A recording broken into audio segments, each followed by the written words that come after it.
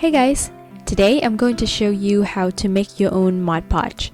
It's really simple. Basically, you just use a liquid school glue and dilute it with water until you get the consistency that you like.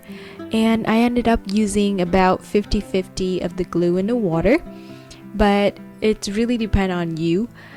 Here I'm just really mixing it vigorously using a paintbrush, and that's about it. You got some Mod Podge. Here I have a glasses case that I would like to cover with some fabric.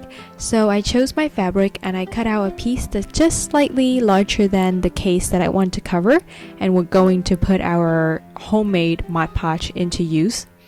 So the idea is to brush a layer of that glue on top of whatever surface that you would like to cover.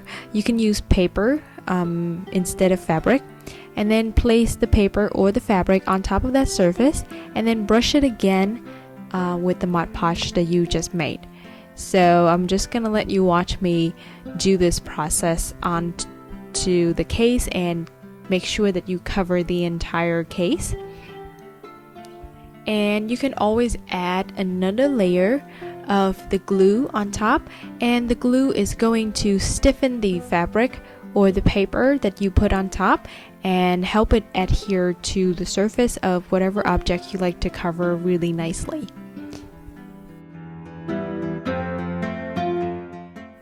If you watch carefully, you see that I have a few ways to actually cover the corners of this case.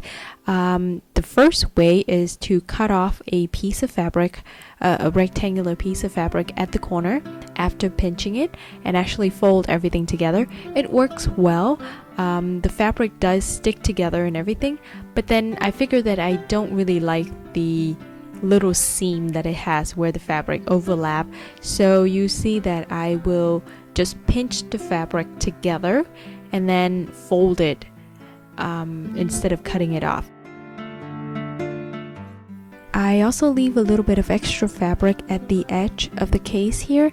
I want to make sure that the entire edge is nicely covered with the fabric and that the fabric will not be fraying off of the case as it's open and closed many times.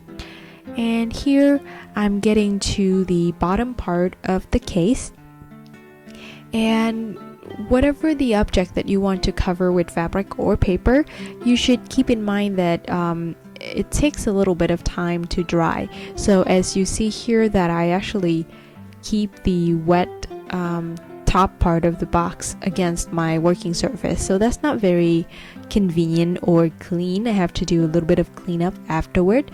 So for you, just keep in mind that maybe do the top part, allow it to dry, and then do the bottom part. And here's the folding technique that I told you about, and I think it works a lot better. It's actually minimized the possibility that the fabric can just peel off. So here's the cleaning up that I told you about. And this is the next day after 24 hours of drying. The box is nicely covered, everything is nice and straight, and I'm just getting on to the part where I get rid of the extra fabric. And you can see here that I use an X-Acto knife to cut the extra fabric, and at this point it cuts just as nicely as paper because the fabric is already stiffened, so it's easy and quick.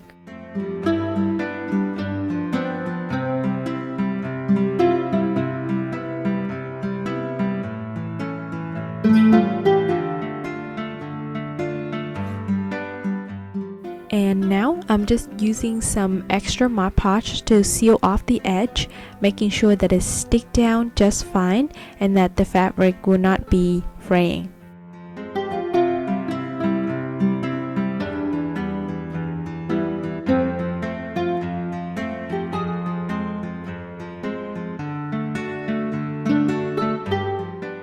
And that's it, you're done. Just allow some time for your project to dry before using it. It could be quite addicting. You can cover pretty much anything with fabric or pattern paper. I hope you enjoy watching this tutorial, and I will see you next time. Bye guys!